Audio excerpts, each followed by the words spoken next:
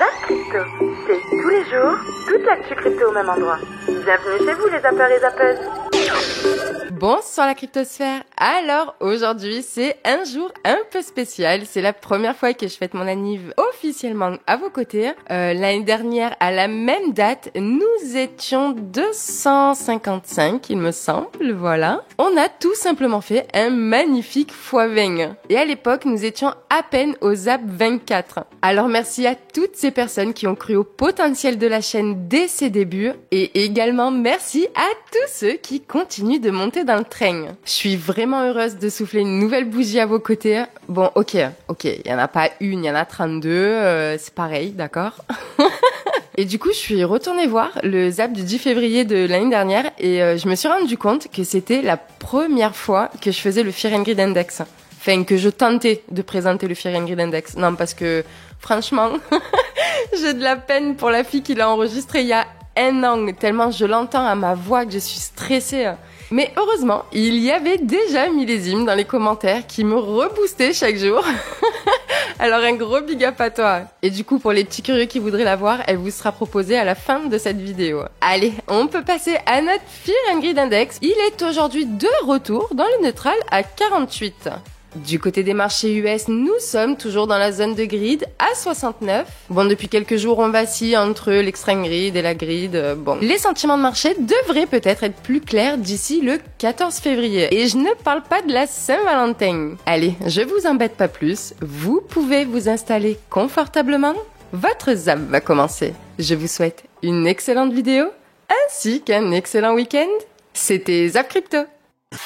Première info, c'est l'exchange Kraken qui serait en difficulté. Il y aurait une enquête de la SEC actuellement, l'autorité des marchés financiers aux US, qui est en train d'enquêter sur des choses que Kraken a fait autour des securities, des titres financiers, des choses qu'ils n'auraient pas eu le droit d'offrir en fait aux personnes aux États-Unis qu'ils ont fait. On n'a pas plus de détails. Ça semble se diriger vers un accord à l'amiable. Ils avaient déjà fait un accord à l'amiable avec d'autres entités dernièrement. Donc bon, ça va. Je pense que ça va pas être catastrophique pour Kraken. Ils vont payer une amende et ils vont s'en sortir. Mais l'information là aujourd'hui, moi, qui m'inquiète, c'est autour du staking aux États-Unis. Regardez, ça nous vient de Brian Armstrong, le président de Coinbase, qui dit qu'il a entendu des rumeurs autour de l'interdiction du staking aux États-Unis pour les utilisateurs, pour le retail, pour tous les utilisateurs qui stake actuellement via les exchanges ou même autrement. Ça, on n'a pas plus de détails. En tout cas, la SEC est en train de dire le staking probablement ça se rapproche des securities, des titres financiers. D'ailleurs, c'est peut-être ça qui est reproché à Kraken. On ne sait pas, mais les deux informations arrivent quasiment au même moment. Et pour Brian Armstrong, ça serait vraiment une catastrophe si ça arrive. Déjà, lui, en tant qu'Américain, il dit c'est n'importe quoi pour les États-Unis. L'innovation, elle va juste aller ailleurs. Il y a d'autres exchanges qui vont être créés ailleurs, d'ailleurs comme FTX. C'est pour ça que FTX, ils sont principalement délocalisés. Ils étaient basés ensuite aux Bahamas, et mettre en place des régulations contraignantes comme ça va juste éloigner l'innovation de ce pays. FTX a accumulé 19,6 millions de dollars d'honoraires de conseil juridique et financier en seulement 5 ans. Putain, c'est une affaire qui rapporte. Hein. Alors là, FTX, c'est pas le même patron qu'avant. Hein. Le patron, c'était SBF, Sam Bankman-Fried, je prononce très mal, mais bon, c'était lui le patron, et remplacé par quelqu'un qui dirige l'entreprise, avec plein de gens qui sont des conseillers juridiques et tout, etc., etc., etc. Tous ces gens-là, faut les payer. C'est tout un ensemble qui sont là pour protéger ceux qui ont perdu de l'argent, mais à mon avis, dans protéger ceux qui ont perdu de l'argent, il y a perdu, on a bien oublié, on n'oublie pas. Et eux, en revanche, apparemment, c'est quelque chose, c'est un bon job, ça, c'est un bon job. Tout le monde n'aura pas perdu de l'argent sur ce coup-là. Allez, j'avance.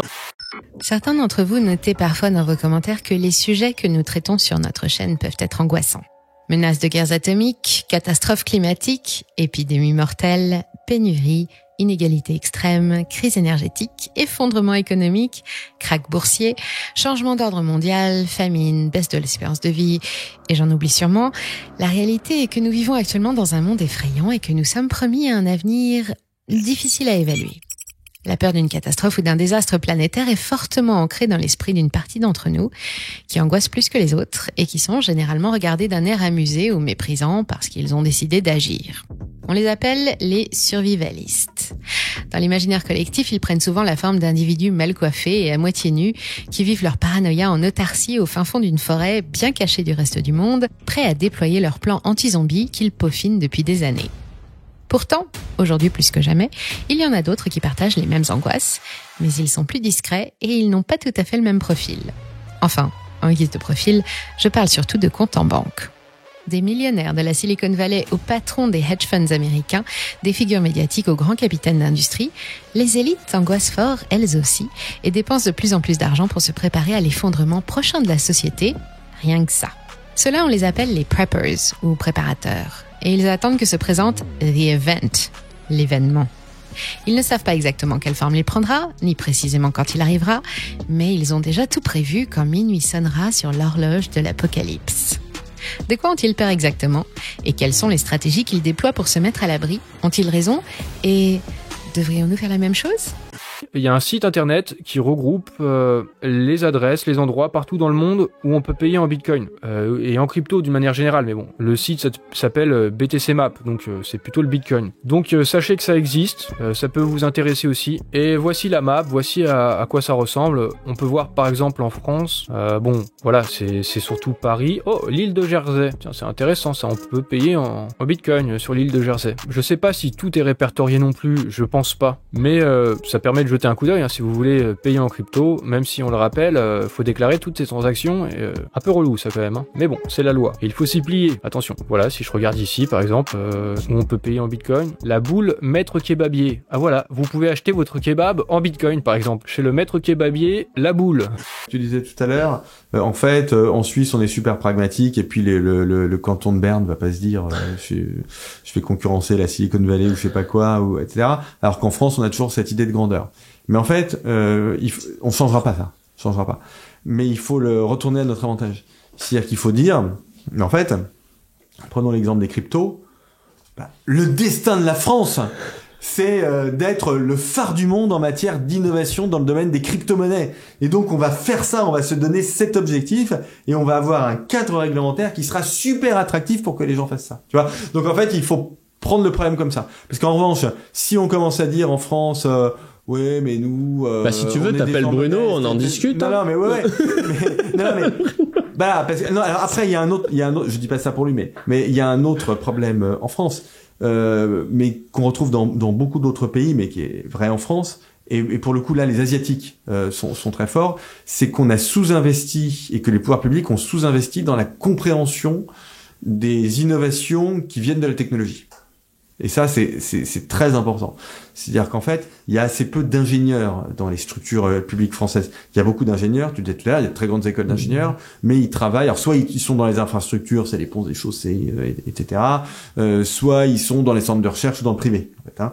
Mais il y a, alors là, on a de la chance en ce moment, on a une première ministre qui est ingénieure. Mais cette culture technologique, elle est très peu développée, et donc il y a très peu de gens en fait qui comprennent. Alors la blockchain, par exemple, il y a un truc qui, à mon avis, c'est de l'afghan pour la plupart des gens qui sont des décideurs au sein de. Alors qu'en vrai, c'est pas si compliqué. Voilà, si c'est compliqué.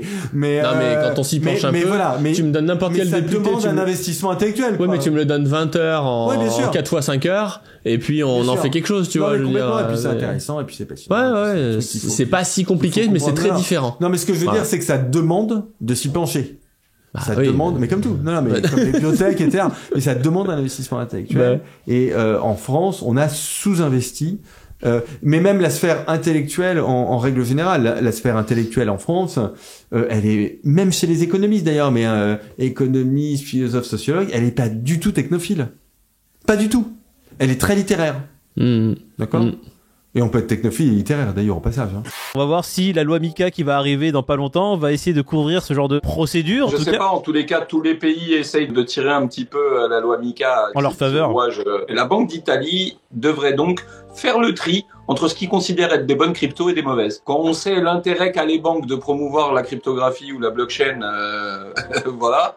Je suis pas sûr que ce soit super enthousiasmant pour le marché. Ce résumé est parfait, j'ai même pas besoin de rajouter quoi que ce soit. La Banque d'Italie qui commence à dire, oui écoutez, les crypto-monnaies, c'est vrai qu'elles apportent leur lot de technologie. Mais par contre, il y a des crypto-monnaies qui sont très dangereuses parce que Oh là là, volatilité, c'est pas bon ça. Faudrait en interdire ou ne pas aller sur certaines crypto-monnaies comme le Bitcoin. Ça risque d'être compliqué pour les Italiens. Là, ils vont leur dire ce qui est risqué ou pas. Donc, le gars qui aura envie d'investir dans une crypto low caps, il risque pas de le faire en Italie. C'est marrant venant de ces personnes qui crachaient encore dessus il y a 5 ans, qui aujourd'hui... Justement, c'est ça qui est beau, c'est que les banquiers, c'est en aucun cas dans leur intérêt, et que tu te doutes bien que les MNBC, oui, bien sûr, bras ouverts, les cryptos qui permettent de faire autre chose que ce qu'ils veulent, non, merci messieurs, dames. Mais on vous protège les citoyens parce que vous êtes un peu cons. On a besoin de vous donner un cadre légal de qualité supérieure pour éviter que vous fassiez des conneries avec votre argent. Déjà que vous en avez pas beaucoup, si vous commencez à le jeter par les fenêtres, on va pas s'en sortir. Merci la Banque d'Italie. Merci franchement. Bon, on voit comment ils ont géré le pays jusque-là, ça fait plaisir. L'administration Biden qui nous dit que le ballon qui a été intercepté faisait partie d'un vaste programme militaire chinois et qu'il avait une capacité d'envoyer des signaux, on va dire espions. Donc voilà, bon là, vous comprenez qu'on est pareil sur du FUD un peu, donc attention à ça, hein, ça pourrait aussi s'envenimer, toutes ces histoires-là. Donc bien garder à l'œil que si les choses deviennent un peu plus difficiles, du coup ça peut être pas très bon pour les marchés non plus. Après, ce qu'il faut comprendre, on en a parlé hier, c'est que le marché, de toute façon, on l'a vu au niveau des indicateurs techniques, était en surchauffe, il y avait des grosses zones de résistance, on ira voir ça.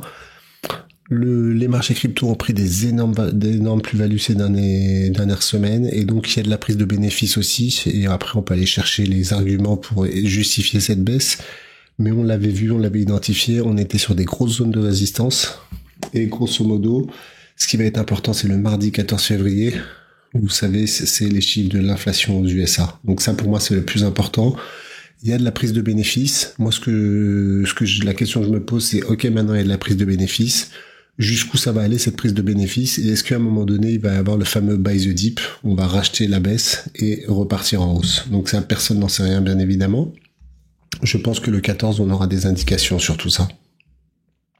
Ce qu'il faut savoir, c'est que combattre l'inflation est une chose très impopulaire pour un politicien. Augmenter les taux d'intérêt, c'est rarement bien vu parce que cela rend la vie tellement plus difficile. Votre maison coûte plus d'argent, votre voiture coûte plus d'argent, vos crédits coûtent plus d'argent, tout coûte plus d'argent. Et au moment des élections, il est facile de deviner qui des deux candidats, celui qui promet de réduire les taux d'intérêt ou celui qui promet de les augmenter pour lutter contre l'inflation, aura plus de chances de gagner. La Réserve fédérale a montré sa faiblesse et son inefficacité. Pendant des mois, ils ont menti affirmant que l'inflation n'arriverait pas. Puis lorsqu'elle a finalement fait son apparition, ils ont dit qu'elle ne durerait pas. Maintenant, est-ce complètement fou d'imaginer que la Fed fasse les mêmes erreurs? Eh ben, c'est ce que pense Michael Burry. Il pense que la Fed pourrait reproduire les mêmes erreurs. Il craint que, suite à une baisse temporaire de l'inflation, la Fed cède à la pression politique et publique pour réduire les taux d'intérêt, d'autant plus, très important, d'autant plus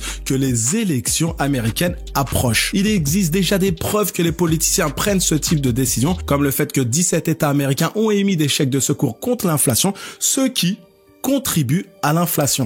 Mais grosso modo, ce qu'il faut retenir, c'est que effectivement, on a beaucoup parlé de l'inflation hier. On a beaucoup parlé de l'inflation hier parce que les Allemands ont publié leurs chiffres de l'inflation et oh surprise, coup de génie, c'est génial, ça ralentit, c'est moins fort que ce qu'on pensait. Je crois qu'ils sont à 9,2, quelque chose comme ça.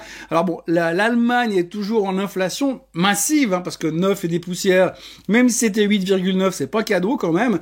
Donc on va dire 9% plus ou moins d'inflation en Allemagne, mais on est content parce que ça ralentit. Alors, content à 9%, je sais pas si on peut être content parce que j'ai pas l'impression que le problème est réglé dans l'immédiat. Mais c'est pas important. Hier, on a bien apprécié la chose. D'ailleurs, l'Allemagne terminait en hausse, on était plutôt motivé, plutôt encourageant pour l'avenir parce que finalement, on voit que gentiment ça va bien. Malgré tout ça, au milieu de la joie incommensurable de voir l'Allemagne qui n'est qu'à 9% d'inflation, on a vu quand même pas mal de gens des banques centrales venir intervenir pour dire « Oui, mais bon, nous on va quand même monter les taux de 0,5 la prochaine fois, et puis si ça suffit pas, on montera encore les taux de 0,5 la fois d'après. » Donc on voit vraiment qu'une banque centrale européenne qui est méga au quiche, ça fait même plus peur au marché, parce qu'on voit que c'est quand même un peu moins mauvais que ce qu'on pensait. Mais 9% d'inflation, ça fait quand même beaucoup. Et on voit encore à côté que ça reste une grosse thématique parce qu'il semblerait tout d'un coup, et c'est ça l'articulation du marché hier, il semblerait quand même qu'on arrive dans une situation où comment vous dire, eh bien, ça serait peut-être pas forcément gagné, et l'inflation qui baisse, ça pourrait être transitoire, et c'est peut-être plus forcément sous contrôle autant que ça. Et c'est ce qui faisait un petit peu peur aux États-Unis hier. Alors pendant que les Européens dansaient la carmagnole, parce que finalement ça allait mieux que ce qu'on espérait en Allemagne, à 9%, les Américains commençaient à se dire, est-ce que vraiment l'inflation va dans la bonne direction? C'est la grosse thématique du moment, hein. Depuis les chiffres de l'emploi l'autre jour, ces 517 000 créations d'emplois de vendredi dernier, on se pose des questions. On a vu que Monsieur Powell a parlé cette semaine, on est au courant, on sait, oui, bien évidemment, c'est différent, c'est pas pareil parce que c'est dans un autre monde. Eh bien, on voit aujourd'hui que on a des doutes, on a des petits doutes par rapport à l'inflation. Et on a eu d'ailleurs Monsieur Mohamed El-Erian, qui est l'ancien patron, l'ancien stratégiste de chez PIMCO, qui est venu nous parler pour nous dire, il y a 75% de chances pour que l'inflation rebondisse et reste à haut niveau pour pas mal de temps encore. Donc c'est un petit peu la crainte du moment et c'est ce qui fait un tout petit peu douter les marchés. Donc Ishimoku, qu'est-ce qu'il nous raconte? Alors on va se passer quand même en... on peut regarder le 2 semaines si ça vous fait plaisir, on est sur le 2 semaines. Voilà, il n'y a rien sur le 2 semaines, on est bullish. Alors on n'est pas totalement bullish, hein, parce que bien entendu, on est en dessous de la Kijun. Donc pour passer vraiment bullish en 2 semaines, il faut repasser au-dessus des 31 000 $. Vous voyez le gros niveau de résistance qu'il y a ici. Et il faut que la Greenspan passe au-dessus du cours du prix. C'est encore loin d'être fait. Et puis au final, il faudra repasser au-dessus du nuage. Mais bon. Là, on a juste eu un premier signal haussier. Signal quand même important parce que vous voyez que on n'était pas repassé au-dessus de la Tenkan depuis qu'on l'a cassé au mois de novembre l'année dernière. Voilà. Donc on est passé au-dessus de la Tenkan. Objectif, la Kijun aux 31 000 $. Donc c'est le weekly qui va plus nous intéresser. Le weekly, qu'est-ce qu'il raconte? On a eu le premier signal haussier qu'on a cassé la Tenkan, donc c'est la ligne bleue, hein, aux 18 000 $. Et la confirmation quand on a cassé la Kijun aux 20 000 $. Voilà. On a la lagging span qui est repassée au-dessus du cours de prix. Alors elle n'est pas vraiment au-dessus, elle est dans le prix, mais c'est mieux qu'elle soit... Elle est pratique, elle est neutre, allez, on va dire. Elle est ni au-dessus ni en dessous, elle est dans le prix. Voilà. Donc on a quasiment toutes les confirmations haussières. Donc on est bullish en weekly. Bien évidemment, il faut passer le nuage. Vous savez que ça c'est un petit détail, c'est pas le plus important. Moi, j'en tiens pas compte pour dire que c'est bullish. Hein. Je vais pas attendre que ça passe les 43 000 $ pour commencer à racheter du Bitcoin. Donc pour moi, c'est bullish quand on a les confirmations Kijun et ce sera juste des résistances sur le chemin. Donc, qu'est-ce qu'on a maintenant? Eh bien, on a juste un gros support. Pourquoi? Parce qu'on a la Kijun et la Tenkan qui sont cumulées. Et elles sont où, encore une fois? Elles sont entre les 20 000 et les 20 500 $. Encore une fois, la zone des 20-21 000 $. Il ne faut pas casser cette zone parce qu'on repasserait bearish. Et si ça se produit, il va se passer quoi? Eh bien, la lagging span, elle passera en dessous du cours du prix. On repassera totalement bearish. Il faudra recommencer la chanson. Voilà, la lagging span, elle en ce moment, elle prend appui sur le prix et sur la Tenkan. Vous voyez, elle est sur la Tenkan. Donc, elle est sur du gros support. Donc, vous voyez, là, ici, on n'a pas de support jusqu'aux 20 000 $. Hein. On pourrait se dire, tiens, mais la lagging span, elle a du support. Donc, si on devait s'arrêter là, sur les 0,2336, ce serait grâce à la lagging span qui est supportée par le prix et la Tenkan. Et en plus, regardez bien, elle est pile en support également sur le canal graphique. Donc, elle est sur du support. Si elle casse ce support, il n'y a plus rien. Elle n'a plus de support en dessous. Et bien, direction les 0,382, comme on a vu en début de vidéo, les 20-21 000 $. En tout cas, le plus gros support qu'on va trouver, c'est la moyenne du prix du Bitcoin sur les 300 dernières semaines. Ça, c'est du gros support qui est là aux 18 600 $. Donc ça, c'est si jamais le marché décide d'éclater vers le bas, les 22 300, 22 400, ça sera pas très très joli à voir. Au contraire, si le marché fait une petite entourloupe, c'est-à-dire il fait semblant de péter tout simplement la bande inférieure, parce que là, il est sur un petit canal baissier qui va péter à la hausse, il pourrait tout à fait, parce qu'une structure comme ça, tu dis que ça va péter à la hausse, ben, il va chercher les 23 700 $, et s'il éclate les 23 700 à la hausse, c'est aller chercher Roger au 24 800 $, 24 900, et les pourparlers se feront avec Roger, la moyenne mobile 200 weekly du Bitcoin. Si jamais Roger nous laisse passer et qu'on clôture un dimanche soir à 1h du matin, une clôture weekly au-dessus de Roger, là on pourra peut-être commencer à dire que il se pourrait qu'on ait trouvé peut-être un bottom du bear market et qu'on n'y aille plus. Mais il faudrait qu'il y ait tous ces ingrédients là, sinon c'est pas la peine. Donc là, oui, on est plus près de la bande inférieure que de la bande supérieure de Bollinger. Oui, comme on est plus près du bas, il y a peut-être un peu plus de probabilité que ça tombe. Pour l'instant, les bears, ils gagnent momentum, c'est-à-dire les bears sont de plus en plus agressifs. Tu le vois ici sur le MACD. Au niveau du RSI, peut-être qu'il a envie d'aller chercher un peu dans la zone ici, peut-être de survente. Et là, ça serait un bottom moyen terme, on va dire. On sait pas trop. Si on perd les 50 de RSI, genre demain, bougie rouge, là, c'est double peine, hein. C'est la bougie rouge et tu sais que le RSI, lui, il a envie de descendre et les bears, et là, tout sera là pour dire, OK. Là, ça aura un petit peu saigné. Après, on parle pas des 15 000 $, 14 000 $. On parle déjà de perdre les 22, aller chercher les 21, peut-être les 20 et on verra d'ici là. Après, attention, ça peut se retourner, péter la partie supérieure de Bollinger et aller chercher Roger. Les retournements, on en a eu plein, hein. On a eu plusieurs fois un Bitcoin qui va sur la bande inférieure, qui se retourne, il va chercher la bande supérieure, il pète. Et au contraire, on a déjà eu un Bitcoin plein de fois, des centaines de fois que ce soit l'un ou l'autre, qui est sur la bande supérieure de Bollinger, tu penses qu'il va péter vers le haut, il se retourne, il pète en bas. Donc attention, le marché est très très coquinou, il n'y a rien de acquis, ok? Donc ici, au niveau du Bitcoin, on voit que la douille a été un petit peu plus longue. Il faut dire que nous, notre consolidation, la chute a été un peu plus forte. Il faut dire que nous, notre consolidation était plus longue ici. Et bien sûr, c'est pas rassurant de voir les boules perdre cette bataille. Pourquoi ? Parce que du coup, ça fait quand même pas mal d'acheteurs coincés ici dans cette zone. Mais disons que dans une structure haussière qui n'avait pas encore fait de plus haut creux significatif, on peut s'attendre à la création d'un plus haut creux, que ce soit ici, ici ou ici, et un rebond significatif, on peut s'y attendre aussi. On peut s'y attendre, ne serait-ce que pour aller retester ici le plafond qui nous dit « vous ne passerez pas, bien tenté », et Captain Lama dirait « bearish retest ». Vous voyez ici on a 1 point de contrôle, 2 points de contrôle, 3 points de contrôle, 4 points de contrôle. Grosse zone de résistance, on pourrait y mettre un cluster. Donc là, ce qui sera quand même relativement significatif, c'est-à-dire le prix, il y a quand même assez de chances qu'il revienne tester ici, ne serait-ce que pour voir, parce que il faut qu'on teste un petit peu la structure haussière, plus au sommet, plus au creux. Est-ce que c'est un bull market ? Si c'est un bull market, évidemment, on traverse.